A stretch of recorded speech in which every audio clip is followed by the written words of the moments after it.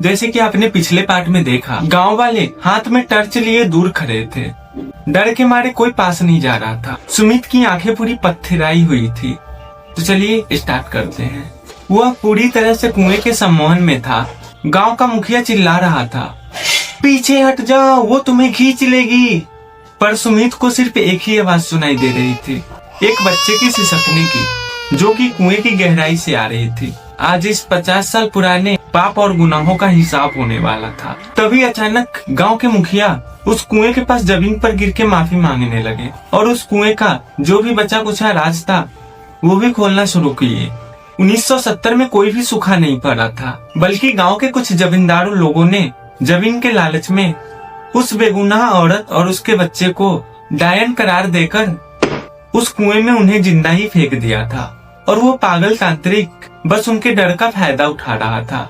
जब वो औरत मर रही तो उसने मरते मरते श्राप दे, जब तक मेरा बच्चा मुझे नहीं मिलता इस कुएं का पानी किसी के गले से नहीं उतरेगी। तभी अचानक से कुएं से काला धुआं निकलने लगा और एक भयानक साया बाहर निकलता है।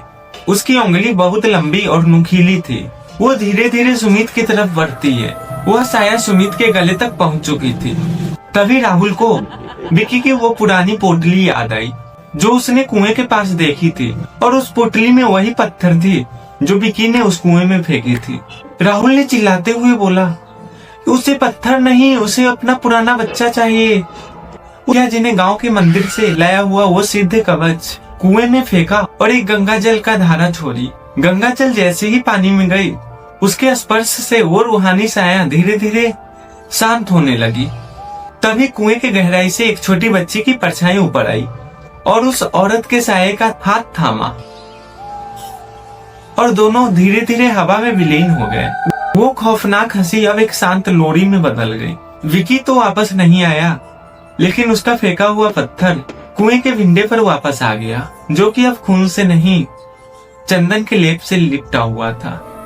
आज उस कुएं को पूरी तरह से ढक दिया गया है। सुमित और राहुल गांव छोड़कर चले गए, पर वे आज भी अंधेरे से डरते हैं। गांव वाले कहते हैं कि अमावस की रात आज भी उस पीपल के पेड़ के पास किसी की चलने की आहट मिलती है, पर अब वो आहट डराती नहीं है। क्या आप लोगों को लगता है कि बिग्गी आज भी कुएं के अंदर एक दूसरी दुनिया में दफन है?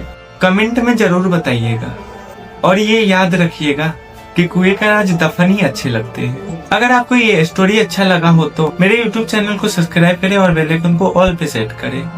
अगर आप ये वीडियो फेसबुक पे देख रहे हैं तो फेसबुक आईडी को फॉलो करें और हाँ, लाइक कमेंट शेयर करना बिल्कुल भी ना भूलें।